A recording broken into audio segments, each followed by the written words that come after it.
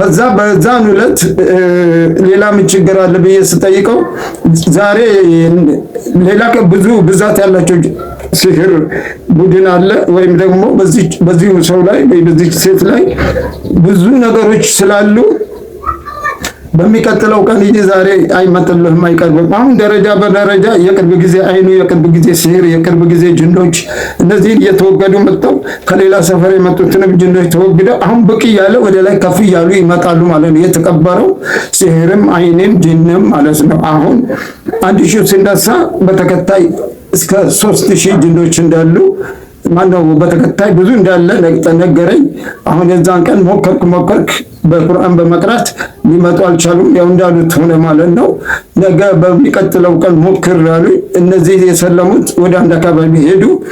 እነዛ ደግሞ በሁለተኛው ቀን ቁርአን መቅራት ሲጀምር ያው 3000 ደግሞ መጣ ማለት ነው። ከመሪያቸው ጋር ነው ግለሰብ አለ። አሁንም እዚህ ሲህር የሚሰራው በሰው በሰይጣንና በጅኖች ትብብር ስለሆነ ነው። አሁንም እነዚህ 3000 ጅኖች ከመሪያቸው ጋርና ከሲህር ከተሰራው ጋር እንዲከሽፍ እንዲወገዱ በማድረግ ያው እነዚህንም 3000ዎችንም አሰለምኳቸው ማለት ነው። እና ድንገተኛ እንደዚህ በዚህ ሂደት ውስጥ አሁን እነዛ ቤተሰብ ጅኖች እዚህ ሰፈር ውስጥ ያሉ ማለት ነው። እሱ እነዚህ የቅርብ ጊዜ ጅኖች ማለት ነው። እና ልጆች ወላጆቻቸው እንዲወገዱ ቃል ገብተው ከገቡ በኋላ ቤት ሄደው ለልጆቻቸው ቢነግሩ አንጣም እኛ ራሳችን ካላየን በዓይናችን ብለው አድረው ከዚህ ከ3000 ጅኖች በኋላ ወይም ከሲህሩ መክሸፍ በኋላ እነዚህ ሁለቱ ጅኖች ደግሞ እዛው ቤት ሰፈር ውስጥ ይዘው በመያዝ ግለሰቡን ወይም ግለሰቧን እንደገና ወደኛ ማዕከል መጡ ማለት ነው። መጡ ሁለቱ ልጆች አነጋገርኳቸው። የጅን ልጆች ናቸው እና ካላየን አንሄድም ውሸት ነው ብለን ወላጆቻችን የሚብለን ቀረን። በዚህ የተነሳ ነው እንዲህ ልንይዛት የቻልነው። በቃ አሁን አረጋግጠናል፣ እኛም ወደ ወላጆቻችን ሰፈር እንሄዳለን ብለው እንትናሉ ማለት ነው። እንዲሁም ከዛ ሰፈር ደግሞ ወደ ሄዱበት ጅኖች መጣው ለማረጋገጥ ያው እኛ ማዕከሉን ለማየት ምንድነው የተከሰተ በሚል ነው። እነሱም የራሳቸው ዓለም አላቸው። እንደገና ደግሞ እንዲህ አይነት ሕክምና ሲደረግ ይደናገጣሉ። ቁርአን ማለት ከዚህ አንስቶ እስከ ዓለም አቀፍ ድረስ ያነቃንቃል የትኛውን ሸርና ተንኮልና ሲህር በመሆኑም ነው እዙ ቅርብ ያሉትን ጉትቷቸው መጡ። እነዛ ወላጆች ወደ ሄዱበት አካባቢ ማለት ነው። እና እነሱም መጣው ሰለሙ። 3 ነበሩ፣ 3ቱም ሰለሙ።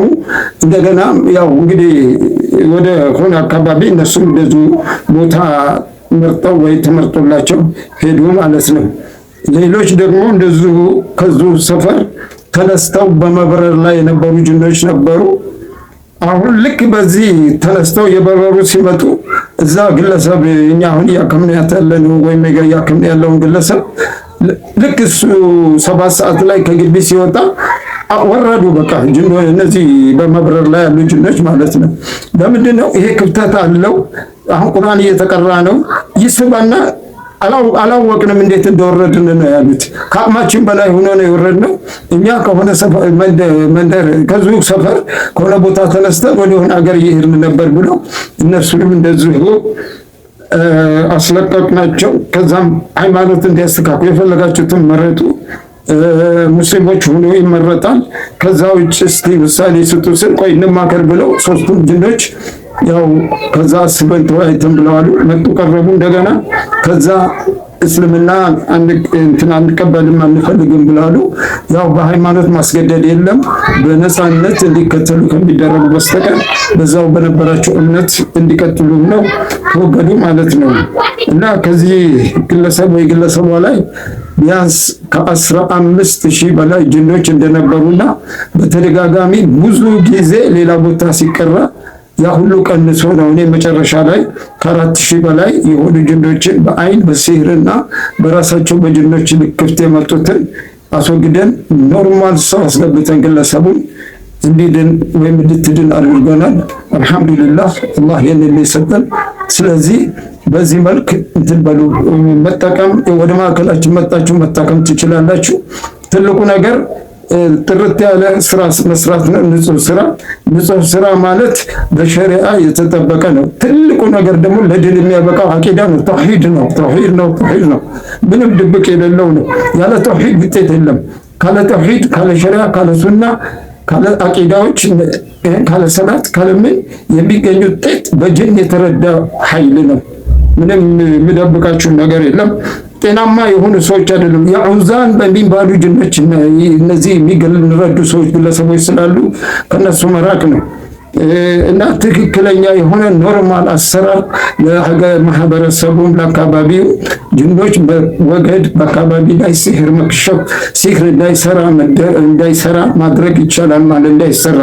ስለዚህ በዚህ የተነሳ እንዲህ አይነት ጥሩ ስራ ከተሰራ ለሀገር ለግለሰቦች በአካባቢው እንዲህ አይነት ትልቅ ወርቅ የሆነ ስራ ሰርቶ ሀገርም ይለወጣል። ህዝብ ከሲህር ከነዝቃ ከተለየ ካለ አሁን በጅኖች ውስጥ እንደምታዩት አይነት ላለ ይሄ ውቃቢ ጅኖች አሉ፣ የአውሊያ የሚባሉ ጅኖች አሉ፣ የሐሰት እምነት እንደነዚህ በቃ ሀገር ያጠፉትን ብቻ ከሀገራችን ላይ ካለችበት መከራ እንድትወጣ ይህ ስራ በተጨማሪ ከዳዕዋ ጋር በማስተማር ጭምር ቢሰራ ይወደዳል። ስለዚህ ወደ ማዕከላችን ኑ፣ ትታከማላችሁ፣ ትድናላችሁ፣ የፈለጋችሁትንም ጥያቄ እየጠይቃችሁ ትረዳላችሁ። ጥርት ያለ የሐዲስ ውጤት ነው። ጥርት ያለ የሜታፊዚክስ የሚባል የትምህርት ውጤት ነው። ብትፈልጉ በሳይንሱ ብትፈልጉ በጅና ዓለም ህይወት ውስጥ ብትፈልጉ በቁርአንና ሐዲስ ህይወት ውስጥ ያለን ጠቅላላ ህይወት ታያላችሁ። ጭራሽ ከዛ በላይ ያለምንም ጥንቆላ ያለምንም መተት ወይ ደግሞ ሌላ ተጨማሪ ጅን